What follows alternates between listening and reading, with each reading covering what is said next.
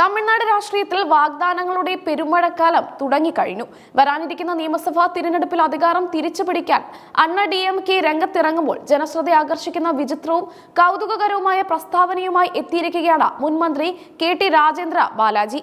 അണ്ണ DMK അധികാരത്തിലെത്തിയാൽ കമിതാക്കൾക്കും ദമ്പതികൾക്കും സർക്കാർ ബസ്സുകളിൽ സൗജന്യമായി യാത്ര ചെയ്യാമെന്നാണ് അദ്ദേഹത്തിന്റെ പ്രഖ്യാപനം. വിരുദുനഗറിൽ നടന്ന ഒരു പൊതുപരിപാടിയിൽ സംസാരിക്കവെയാണ് വിവാദങ്ങൾക്കും ചിരിക്കും ഒരുപോലെ വഴിമരുന്നിട്ട ഈ പ്രസ്താവന രാജേന്ദ്ര ബാലാജി നടത്തിയത്. നിലവിലെ DMK സർക്കാർ നടപ്പിലാക്കിയ സ്ത്രീകൾക്കുള്ള സൗജന്യ ബസ് യാത്രയെ പരിഹസിച്ചുകൊണ്ടായിരുന്നു അദ്ദേഹത്തിന്റെ വാക്കുകൾ. പുരുഷന്മാർക്കും യാത്ര സൗജന്യമാക്കുന്നതോടെ തമിഴ്നാട്ടിലെ യാത്രാ മേഖലയിൽ വലിയ വിപ്ലവം ഉണ്ടാകുമെന്ന് അദ്ദേഹം അവകാശപ്പെട്ടു. അണ്ണ DMK അധികാരത്തിൽ വന്നാൽ ലിംഗഭേദമില്ലാതെ എല്ലാവർക്കും സർക്കാർ ബസ്സുകളിൽ യാത്ര സൗജന്യമാക്കും. ഇതോടെ ഭർത്താക്കന്മാർക്ക് ഭാര്യമാരോടൊപ്പവും യുവാക്കൾക്ക് തങ്ങളുടെ കമിതാക്കൾക്കൊപ്പവും പണമില്ലാതെ നാട് ചുറ്റാൻ അവസരം ലഭിക്കും. പ്രണയിനികളെ ഒരുമിച്ച് യാത്ര ചെയ്യാൻ അനുവദിക്കുന്നതിലൂടെ യുവജനങ്ങളുടെ പിന്തുണ ഉറപ്പാക്കാമെന്നും രാജേന്ദ്ര ബാലാജി കണക്കുകൂട്ടുന്നു.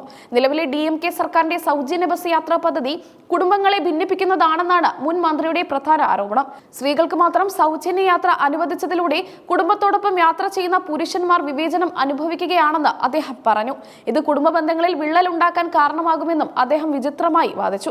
ഭാര്യ സൗജന്യമായി സർക്കാർ ബസ്സിൽ കയറുമ്പോൾ കൂടെയുള്ള ഭർത്താവിന് ടിക്കറ്റ് എടുക്കാൻ പണമില്ലെങ്കിൽ അദ്ദേഹം മറ്റൊരു ബസ്സിൽ പോകേണ്ടി വരുന്നു. ഇത് എന്ത് തരം നീതിയാണ്? കുടുംബങ്ങളെ ഒന്നിപ്പിക്കാനല്ല മറിച്ച് വിഭജിക്കാനാണ് സ്റ്റാലിൻ സർക്കാർ ശ്രമിക്കുന്നതെന്ന് രാജേന്ദ്ര ബാലാജി സദസ്സിനോട് പറഞ്ഞു. പുരുഷന്മാർ ടിക്കറ്റ് എടുത്ത് യാത്ര ചെയ്യേണ്ടി വരുന്നതിലെ ദുരവസ്ഥ അദ്ദേഹം വിശദീകരിച്ചു. സ്ത്രീകൾക്ക് സൗജന്യ യാത്ര നൽകിയതിലൂടെ സർക്കാർ ബസ്സുകളിൽ പുരുഷന്മാരുടെ എണ്ണം കുറഞ്ഞുവെന്നും അത് പലപ്പോഴും അസ്വസ്ഥതകൾക്ക് കാരണമാകുന്നുവെന്നും അദ്ദേഹം ചൂണ്ടിക്കാട്ടി. എല്ലാവർക്കും സൗജന്യ യാത്ര നൽകുന്നതിലൂടെ മാത്രമേ സാമൂഹിക നീതി നടപ്പിലാക്കൂ എന്നാണ് അണ്ണ DMK നിലപാടെന്ന് അദ്ദേഹം വ്യക്തമാക്കി. കമിതാക്കളുടെ കാര്യം പ്രത്യേകം എടുത്തു പറഞ്ഞത് സോഷ്യൽ മീഡിയയിൽ വലിയ ചർച്ചകൾക്ക് തുടക്കമിട്ടിട്ടുണ്ട്.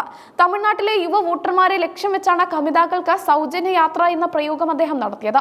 യുവാക്കൾക്കിടയിൽ തന്റെ പ്രസംഗം വൈറലാകുമെന്ന് രാജേന്ദ്ര ബാലാജി മുൻകൂട്ടി കണ്ടിരുന്നു. എന്നാൽ ഗൗരവകരമായ രാഷ്ട്രീയ ചർച്ചകൾ നടക്കേണ്ട വേദിയിൽ ഇത്തരത്തിലുള്ള പരാമർശങ്ങൾ ഉചിതമാണോ എന്ന ചോദ്യവും രാഷ്ട്രീയ നിരീക്ഷകർ ഉയർത്തുന്നുണ്ട്. KT രാജേന്ദ്ര ബാലാജി മുമ്പും തന്റെ വിവാദ പ്രസ്താവനകളിലൂടെ വാർത്തകളിൽ ഇടം പിടിച്ച വ്യക്തിയാണ്.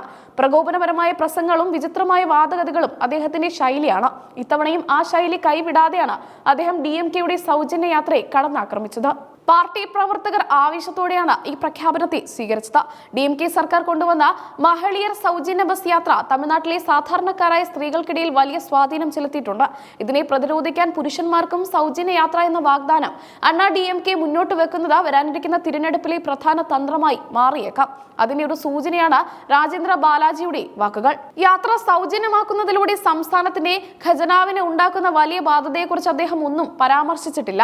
നിലവിൽ തന്നെ കടക്കെണിയിലായ ട്രാൻസ്പോർട്ട് കോർപ്പറേഷനുകൾ എങ്ങനെ ഈ അധിക ഭാരം താങ്ങുമെന്ന ചോദ്യത്തിന് അണ്ണ DMK ഭരിക്കുമ്പോൾ എല്ലാം ശരിയാകുമെന്ന മറുപടിയാണ് അദ്ദേഹം നൽകുന്നത്. സമൂഹ മാധ്യമങ്ങളിൽ രാജേന്ദ്ര ബാലാജിയുടെ പ്രസംഗം ട്രോളന്മാർക്ക് വലിയ വിരുന്നായി മാറിയിരിക്കുകയാണ്. കമിതാക്കൾക്ക് ഐഡന്റിറ്റി കാർഡ് നൽകുമോ എന്നും ആരാണ് കമിതാക്കൾ എന്ന ബസ് കണ്ടക്ടർ എങ്ങനെ തിരിച്ചറിയുമെന്നാണ് സോഷ്യൽ മീഡിയയിലെ പരിഹാസങ്ങൾ. എങ്കിലും സാധാരണക്കാരായ പുരുഷന്മാർക്കിടയിൽ ഈ വാഗ്ദാനം ചർച്ചയാകുന്നുണ്ട്. അണ്ണ DMKയുടെ നീക്കം DMK പ്രതിരോധത്തിലാക്കുമോ എന്നാണ് രാഷ്ട്രീയ കേരളവും തമിഴ്നാടും ഉറ്റുനോക്കുന്നത്. സ്ത്രീകൾക്ക് നൽകുന്ന പരിഗണന പുരുഷന്മാർക്കും നൽകണമെന്ന വാദം ഒരു വിഭാഗം വോട്ടർമാരെ സ്വാധീനിക്കാൻ സാധ്യതയുണ്ട്. പ്രത്യേകിച്ചും സാമ്പത്തികമായി പിന്നോക്കം നൽകുന്ന കുടുംബങ്ങളിലെ പുരുഷന്മാർക്ക് ഇത് ആശ്വാസകരമായ വാഗ്ദാനമാണ്. സ്ത്രീകളുടെ വോട്ടുകൾ ഉറപ്പിക്കാൻ സ്റ്റാലിൻ സർക്കാർ ശ്രമിക്കുമ്പോൾ യുവാക്കളുടെയും പുരുഷന്മാരുടെയും വോട്ടുകൾ ലക്ഷ്യമിട്ട് അണ്ണ DMK നടത്തുന്ന ഈ നീക്കം തമിഴ്നാട് രാഷ്ട്രീയത്തിലെ സൗജന്യ രാഷ്ട്രീയത്തിന്റെ അടുത്ത ഘട്ടമായി വിലയിരുത്തപ്പെടുന്നു. വരും ദിവസങ്ങളിൽ അണ്ണ DMKയുടെ ഔദ്യോഗിക തിരഞ്ഞെടുപ്പ് പ്രകടന പത്രിക പുറത്തിറങ്ങുമ്പോൾ ഈ വാഗ്ദാനം ഉൾപ്പെടുമോ എന്നതാണ് ഇനി അറിയേണ്ടത്. രാജേന്ദ്ര ബാലാജി പറഞ്ഞത് പാർട്ടി നിലപാടാണോ അതോ വ്യക്തിപരമായ അഭിപ്രായമാണോ എന്ന കാര്യത്തിലും വ്യക്തത വരേണ്ടതുണ്ട്. എങ്കിലും തമിഴ് മണ്ണിൽ ഇതൊരു വലിയ രാഷ്ട്രീയ ചർച്ചയായി മാറിക്കഴിഞ്ഞു. തിരഞ്ഞെടുപ്പ് അടുക്കുമ്പോൾ ജനപ്രിയ പ്രഖ്യാപനങ്ങൾ നടത്തുന്നത് എല്ലാ പാർട്ടികളുടെയും രീതിയാണ്. എന്നാൽ കമിതാക്കളെ പരാമർശിച്ചിട്ടുള്ള ഈ പ്രസ്താവന വഴി പുതിയൊരു വോട്ട് ബാങ്ക് ലക്ഷ്യം വെക്കുകയാണ് രാജേന്ദ്ര ബാലാജി ചെയ്തത്. ഇത് യുവാക്കൾക്കിടയിൽ അണ്ണ DMKയുടെ പ്രതിച്ഛായ വർദ്ധിപ്പിക്കുമോ എന്നത് തിരഞ്ഞെടുപ്പ് ഫലം തെളിയിക്കും.